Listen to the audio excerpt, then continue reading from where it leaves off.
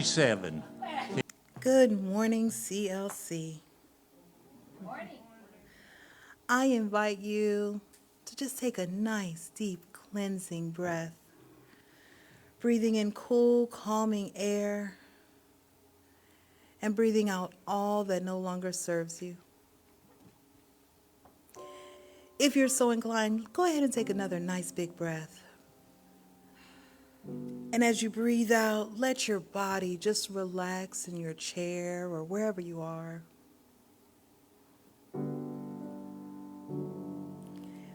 And allow your mind to be here now. Universal love enfolds me. Universal wisdom inspires me. Universal spirit enlightens me. Universal power encircles me. I am one, and all is well. As we begin this inner healing process, let me invite you to relax in quiet confidence, opening yourself to the miracle-working higher power.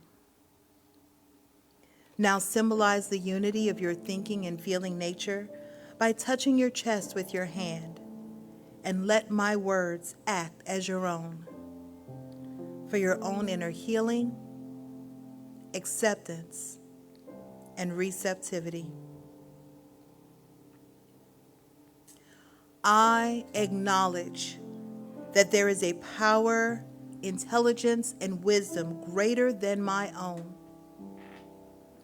I am in the midst of it, and it is in the midst of me, sensitive and responsive to my every thought, word, action, and feeling. I now make this true for myself by saying aloud, I acknowledge. Acknowledging this higher power working through my life, I admit that I am personally responsible for solving my own problems while being guided and assisted by something greater than myself. As I am ready to surrender the conflicts of my ego to the wisdom of this infinite presence, I simply speak these words, I surrender.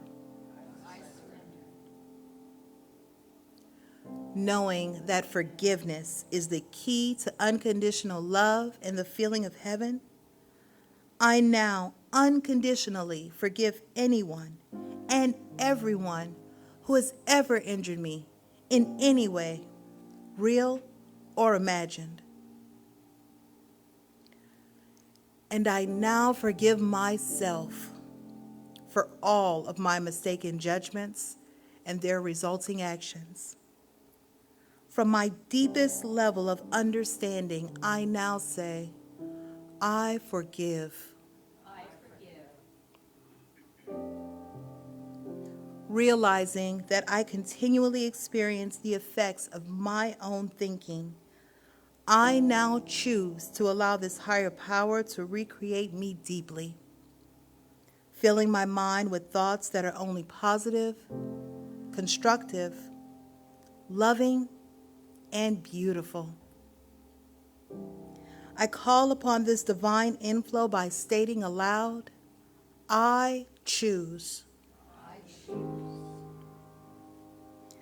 I now center upon that one special idea that I'm willing to accept as real for me in this coming week. Visualizing that idea as already acted upon and brought to pass. In seeing my idea become a fact of my experience, I enjoy the happiness and peace of my thought fulfilled and gratefully speak these words. I accept. I accept. Knowing that I have an everlasting place in the midst of the power that sustains all creation. as well as the support of all those around me, I allow myself to relax in the peace of fulfillment and gratitude and say, I release. I release. Now, in my mind's eye, I envision the presence of someone near and dear to me. This can be a friend, a family member, a teacher or mentor, someone who has touched my life in deep and loving ways. Someone who may not be physically present in the room with me this morning. I turn toward that image in my mind's eye and say, I'm grateful for the good in your life. Now I open my eyes, turn to the world around me, and joyfully speak to anyone physically present in the room or virtually on this broadcast, and share in confidence and gratitude and saying, I'm grateful for the good in your lives.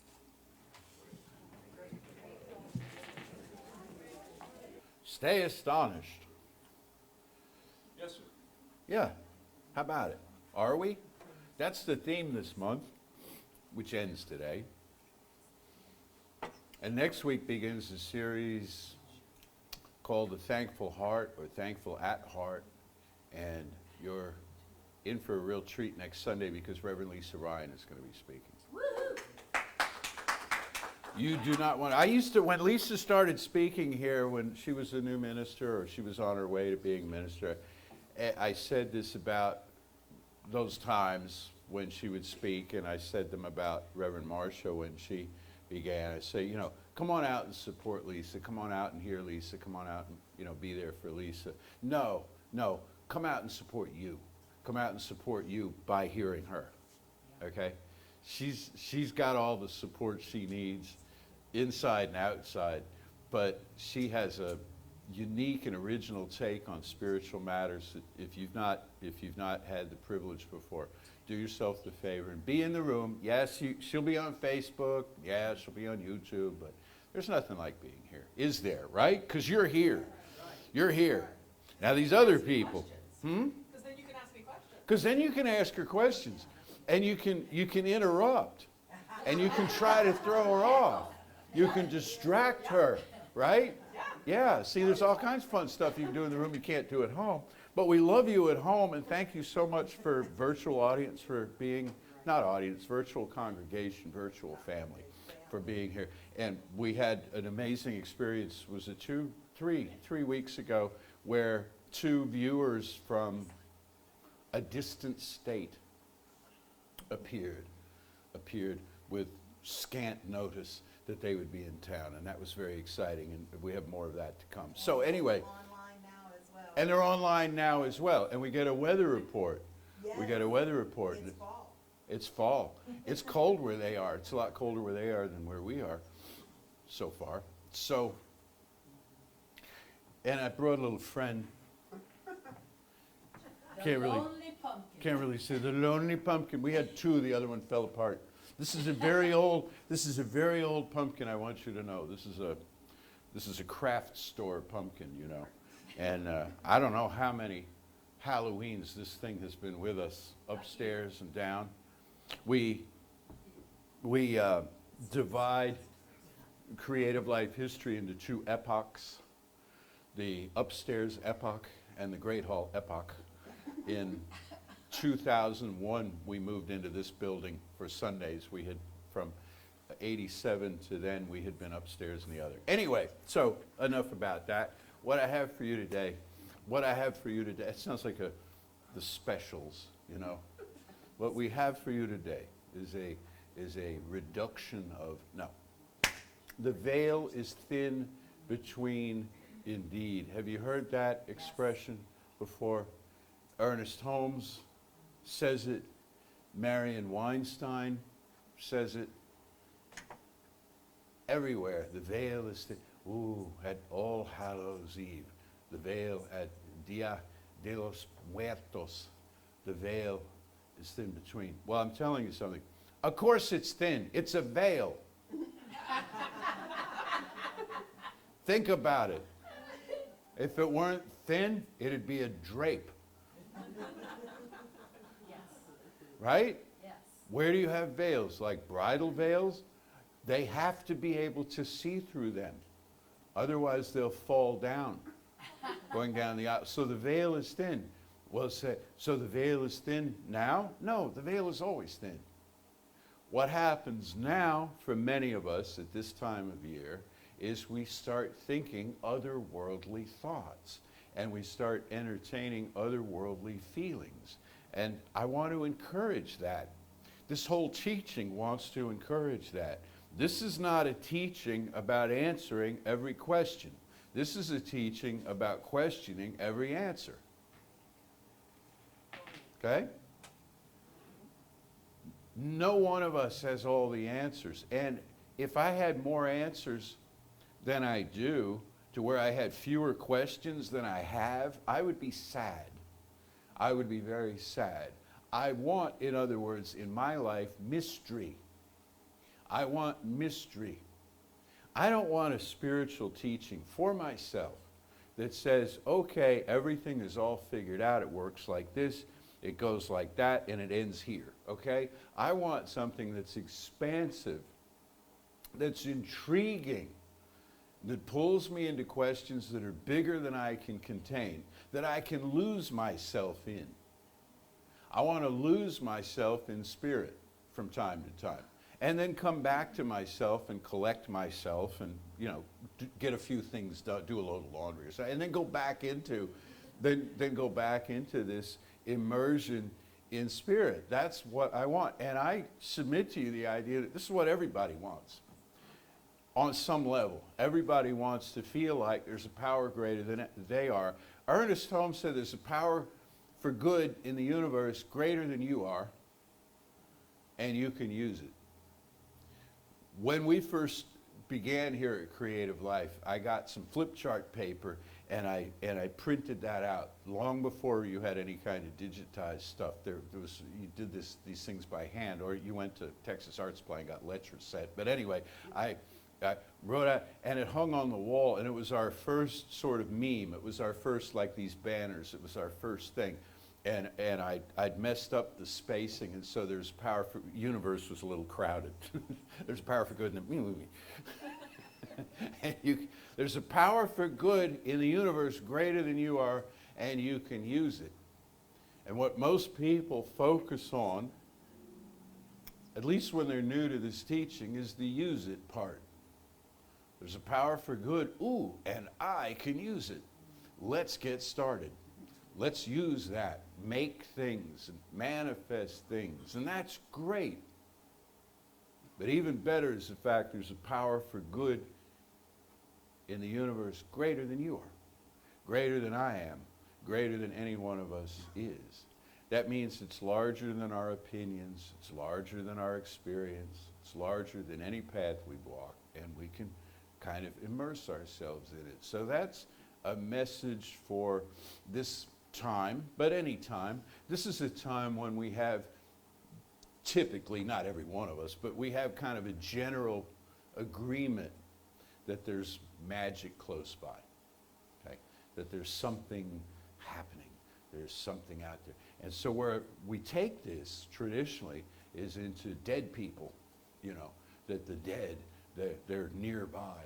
Well, if there's no real death, if there's just physical mortality and a transformation into a different stage of consciousness, then they're always nearby if they ever wanted to be nearby at all. And let's think about that a minute. We have in this teaching a very light touch on the afterlife. We don't have what's called an eschatology. That's the fancy $2 word for it. A fancy eschatology of what exactly happens when we leave here and where we go and how we're judged, if we're judged, and by whom, and all the rest. No, we just say that as a group we tend to believe in the immortality of the soul. And even that gets problematic, because I had somebody ask me just the other day, they said, I don't believe in the immortality of the soul. Can I still be part of this teaching? Well, of course you can be part of this teaching. It's up, who knows? Who knows? what happens when we leave here. It's enough to figure out what happens while we're still here. You know? But the idea that the departed are nearby is a comforting thought if you liked the departed.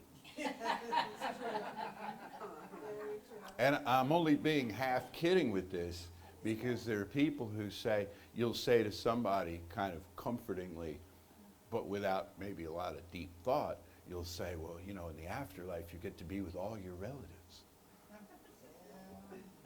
Is this a good thing? Did you like your relatives? Were they nice to you?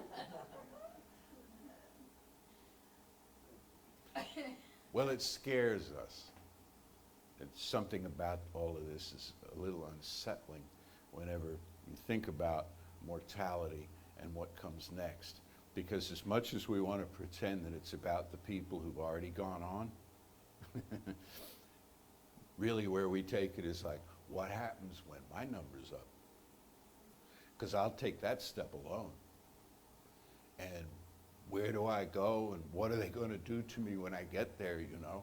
And so whenever that sort of conversation comes kind of creeping in, we get a little creepy. So what do we have to do? We have to cartoon it. This is what we do with things that make us uncomfortable. We cartoon them. We turn them into caricatures of themselves. And this is what has happened with modern day Halloween, okay? We had a wonderful show here the other night, and it was fantastic, and it brought in a lot of different aspects of this time.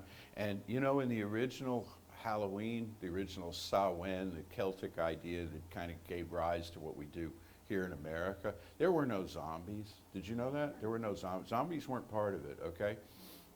There were spirits of the ancestors, but there weren't zombies. There weren't serial killers. There weren't, you know, it wasn't all dripping in blood and gore and horror and stuff.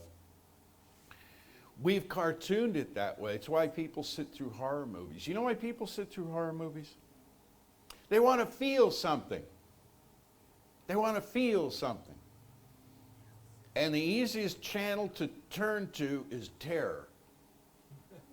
Because it'll make you feel something. Romance is a little more complicated, deep philosophical stuff.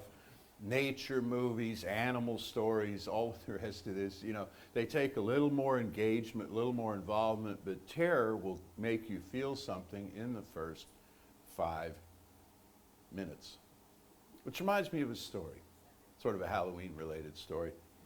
When I was in high school, a senior in high school, I skipped school one day. I did this. Wasn't the only time. And my girlfriend went to another high school, and we met up with another couple. I think one was from her school and one was from mine. I don't know. But we met up, and we went to a matinee movie for the like 2 o'clock showing of this movie on a cold winter's day, where the line wrapped around the block. And there had actually been a showing of this movie earlier that morning, like at 11. It's a long movie. And while we're standing in line, that movie let out, the first one. Okay? And we saw the people who'd sat through that movie, who made it all the way through, come past us. And we looked at each other and we said, this is going to be good. Because they were stricken. They were clutching on to each other. They came out of this, like zombies out of this movie called The Exorcist. That it just opened, okay? And we're like, oh, this is really great. Well, I don't like horror movies as a rule. I'd read the book, because the book was, you know, a big thing first, and I guess all 4 of us had. Anyway, and so we sat through this thing, and it was god-awful. It was as awful, and this is before CGI, okay? They, you know, they, right? Yeah.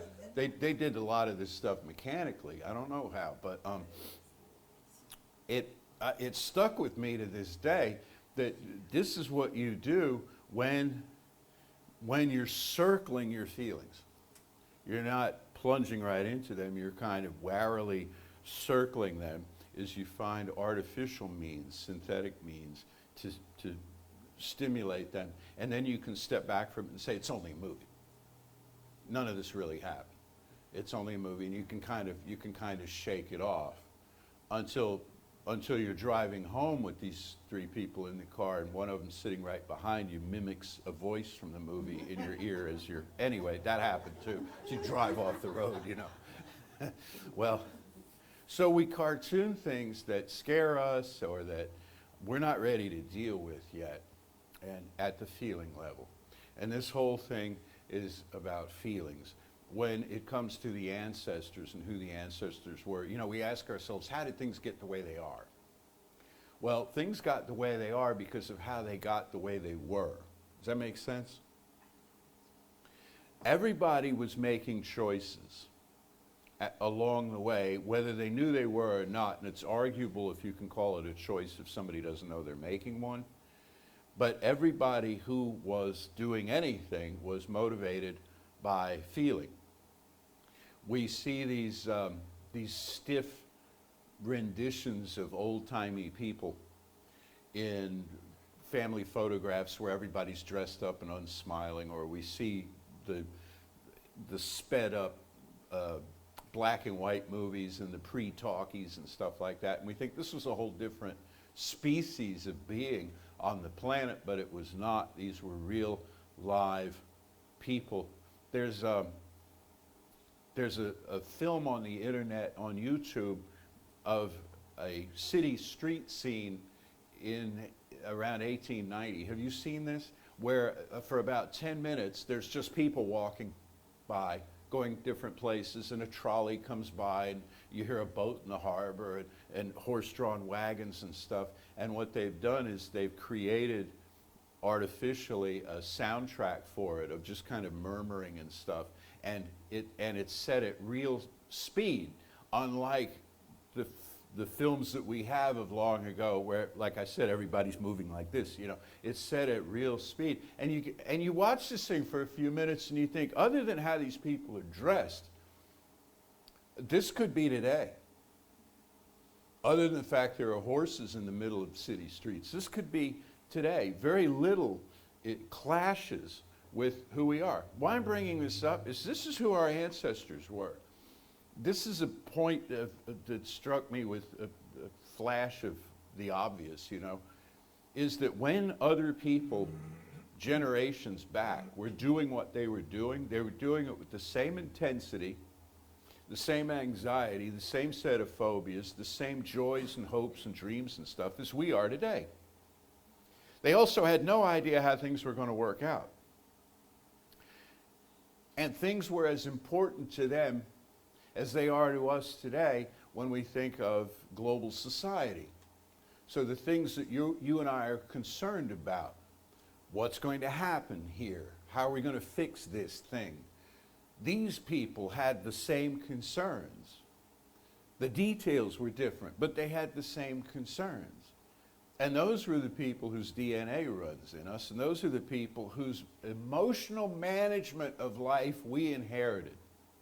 You and I learned how to emotionally manage life based on the input of our caregivers, and they based on the input of their caregivers, and all on back to the mists of time. This is how we learn. And when somebody along the way learned how to be comfortable inside their own skin and manage their own feelings in an effective way, that got handed down. And that person tends to stand out in the family unit as the healthy one, right? That we have learned from and that we are developing a relationship with now, even if they're generations back, because on the other side of that veil, there is no time. There is no time. Now, about the veil and the whole two-world thing, which is really the title today, you know, that we're between the two worlds. People will argue, metaphysicians will argue that. And say, I thought you said there was one world. You got to be careful in this line of work, Lisa, because you'll say stuff and people will remember it. And they'll quote you. 3 years ago Tuesday, you told us there was one world. Now there's two. What happened? What, did it split? Like an atom? There's one life. That life is God, source, you name it. That one life is all the life there is. And within that one life, there are 2 and 3 and 27 and 612 and every number you could possibly think of that exists within that one. Okay? We can deal with this. We can manage this. One containing many, e pluribus unum, you know, that one life, and there's 2 or 3 or however many of us in the conversation. There's yesterday and today and tomorrow. So when we take 2, in fact, we might do something on this next year, you know, pick a number and then we'll find 7 things or 612 things or whatever to say or do with it. Well, okay, in the 2, you don't have an opposition, you don't have a real duality, because an actual duality is a conflict between 2 opposing forces, but you do have a duality. Here's the principal duality you and I are dealing with. We are spiritual beings, part 1. We are having a human experience, part 2. We're having a human experience remembering our spiritual reality. And we are spiritual beings dropping into space and time in order to have a material reality. Well, when you deal with life at the feeling level, what you're doing is straddling the line between these 2 different realities. You're having a spiritual, physical experience, working with your feelings. And when I say working with your feelings, sometimes people think, oh, great, now I'm going to have to work with my feelings. I'm going to need Kleenex for this. You know, this is going to be painful. No, what it starts with being present in the moment and asking yourself, how do I feel? How do I feel about this? And could I manage this feeling in a different way? Could I give this feeling some approval? Could I give it kind of a nudge in a certain direction? Could I bring up other mental impressions that might engender different feelings that could kind of support this feeling, and so on? So that we can have a lamp that we carry as we walk into the darkness. That's the best way I know to put it. I was in a workshop years ago where they had a saying that the light you seek is in the lantern that you carry. Isn't that great? The light you seek is in the lantern that you carry. Do most of us know that? No. We're like this and we're holding. No, it's the light it's right here. It's right here. It's right here within the heart, the sense of self. The light that we seek is something that we carry into the darkness of unknowing, the great mystery that terrifies us. And this harks back to something I was talking with you about last spring in the heroic journey, in the quest. You know, there's this long period of darkness. You go into like a tunnel, and you're disoriented, which means literally you're not facing the sun. You're not facing east. Orientation means you face the rising sun. So there's no light to illuminate. And so what happens? What happens? The imagination kicks in. It's like when you were a little kid and that they turned, you remember when you started, you may not remember, but there was a time when you started sleeping alone in a bed. They took you out of the crib and you were older now and they put you in a bed. Maybe you had your own, maybe you're fortunate enough to have your own room. If not, you had your own bed probably, and if not, you had your own side of the bed, right, with your other siblings. Well, you lay there and the lights clicked off and your imagination, as soon as the lights went off, your imagination kicked in. And where did you go? Sometimes to horror movies, you know, the hand, you remember the hand under the bed? The hand, the thing that lives in the closet, you know, all of that. Or maybe you took more control of your imagination and you started to picture, without knowing what you were doing, the kind of reality you wanted to create. And you took charge of the creative process early on. Well, we need a light when we go into the darkness, a light of faith, a light of something, a light of... So my light is this. There's one life. And wherever I go, that life is right there. I don't mean it's waiting to come to my rescue. I mean it's right there as the experience that I'm having. If they put me in a rocket ship, which they would have to fight real hard to do, Okay, it would involve tranquilizers to send me off to Mars, where they're talking about now we might colonize. Oh, good, but we might colonize Mars. If they were to do that, and I managed to get there and on the red planet and all this, the same mind, the same spirit that made this one, that made this floor I stand on, would be fully present there. This is what I know.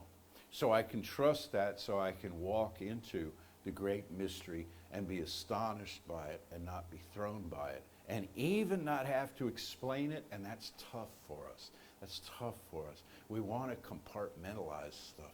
Where am I going to put this?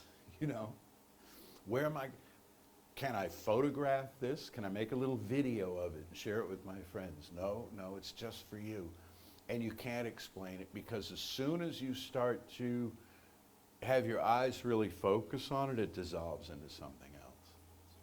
We were in an online class here recently, in the last 2 or 3 weeks, this came up, where several of the students reported having had mystical experiences, and everybody else was nodding, so everybody else had too, but several spoke of them, having had, well, what are they like? Well, it's where suddenly, in ordinary reality, everything kind of comes apart at the seams, and you see the oneness back of it all, and you hear the celestial song, and as soon as you're like, whoa, cool, what is this? It's back to ordinary reality, because you've started to process it intellectually, and that has drawn not the veil, but the drapes. Draws the drapes. God, this is another time, perhaps. Another time, okay? And we'll come back to you when you're ready for this. And it keeps happening, and it keeps happening. And one of these individuals telling the story, as I recall, it happened to them before they had any information about this stuff. Okay, any kind of soft place to land about it.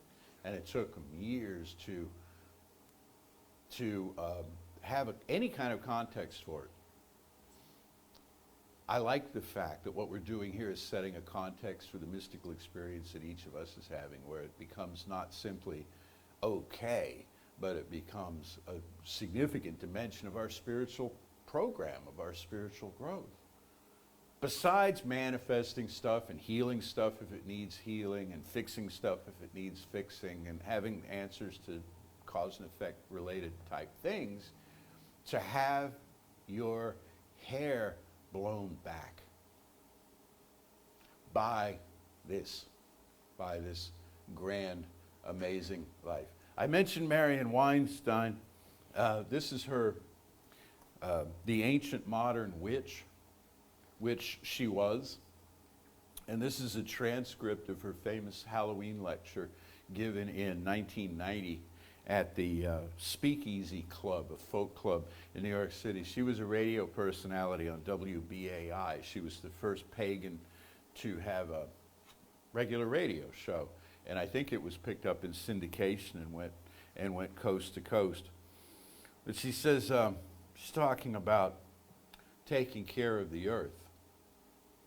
And we're going to have an earth-based ritual after this service, honoring Samhain, the Celtic forerunner of All Hallows Eve, the third harvest, the actual end of summer, beginning of, or end of half of the year, and beginning, it's the Celtic New Year, and it's the beginning of the new year that begins the first half in darkness and the second half in light.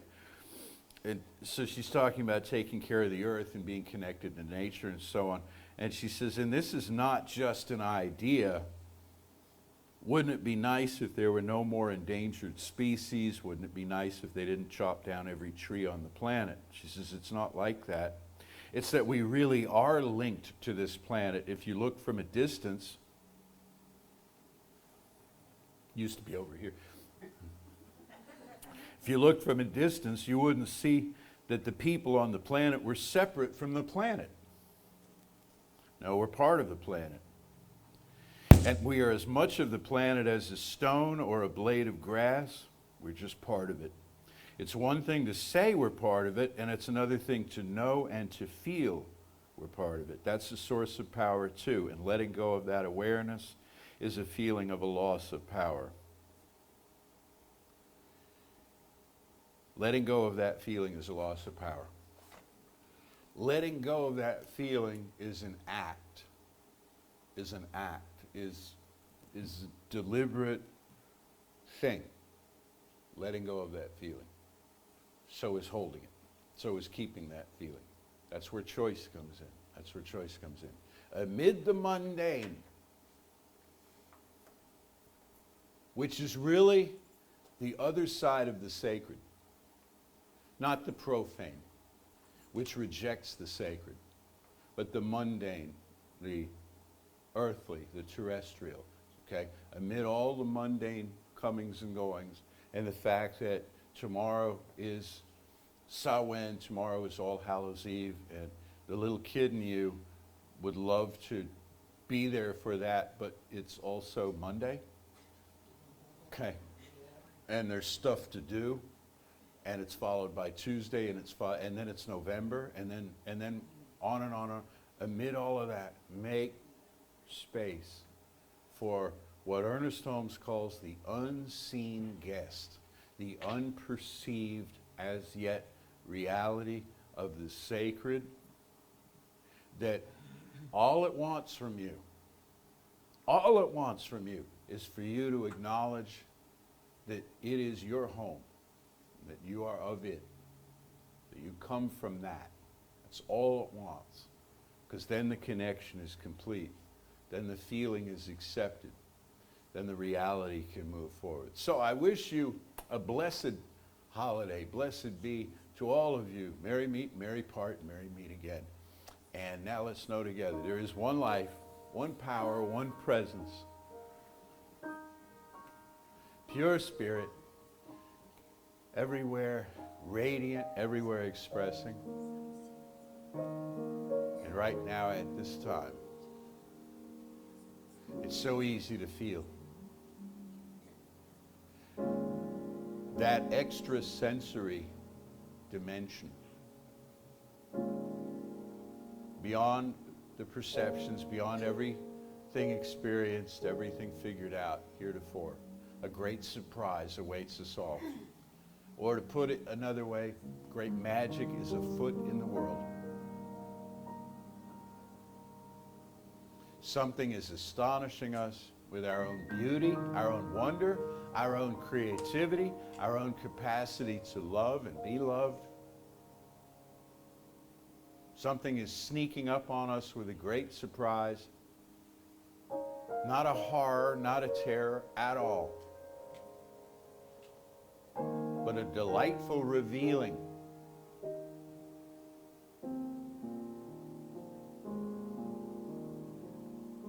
This is the birthday of the soul.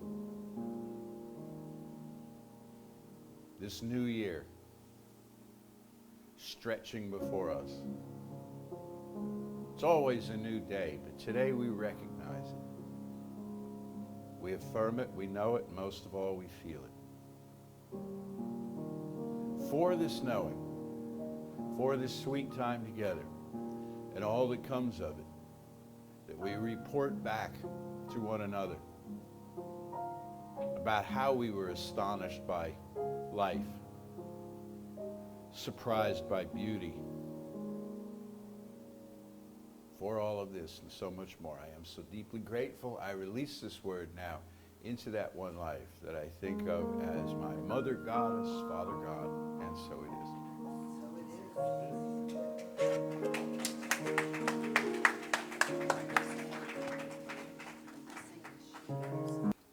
And now, as our wonderful little ushers make their way to the back, our practitioner, Marissa Majal's daughters, are volunteering to be our ushers for the day. And they're the cutest little ushers we could ever ask for. So everyone give them a round of applause and thank them for helping us out. Thank you, ladies. And I invite you now to say with me, divine love through me blesses and multiplies all the good I am and have all the good I give and receive. I am prosperous now, and so it is. Thank you, ladies. Thank you, everyone. So then I'm going to leave you with this bit of wisdom before we close. I cannot walk your path for you, but for the time that we walk beside each other, I can hold my light up until you can find your own light. Wow, okay. That hit me a little harder than I was expecting. I didn't write that. It's kind of a cobble together of a variety of sayings, but that's what Samhain is about. It's a fire festival. It's about light. So I will hold my light up until you find your own. So I invite you to hold your light high. Shine it across as many paths as you can. Because that is how we light this world. That is how we light this world up. All right, so in that knowing, I'm going to invite you into the one life, the one power, the one presence, the one love. Each and every one of us is a representation of that power. That one life is the life we live. That one love is the love that we love. And when we enter into it consciously, we become divine channels. There is one. Each and every one of us are part of that one. And as we fully enter into that one, we hold up our light. We hold up our love. We express our power. And we create a world that is filled with light, that is filled with laughter, that is filled with love, that is filled with joy, that works for everyone. That is heaven on earth. And it is within our power to create that together. And I am grateful for this knowing. I am grateful for this teaching that teaches me who I am and teaches me to see you for who you are.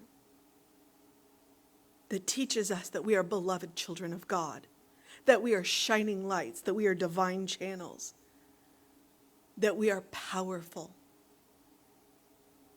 I am grateful for a place, this place that teaches that teaching. I am grateful for our ministers. I am grateful for our practitioners.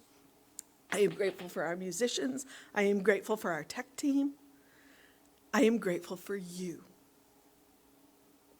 And I am grateful because grateful is just another word for love. And I relax and I release my word into law, knowing it is done. And so it is. Say it with me now. Something wonderful is happening through me. Something wonderful is happening through me. I feel it in my body. I feel it in my I body. feel it in my mind. I feel it in my I mind. feel it in everything I am. I feel it in everything I am. I choose it. I choose I it. trust it. I trust I it. use it. I use And I it. love it. And I love So it. it is. And so it is.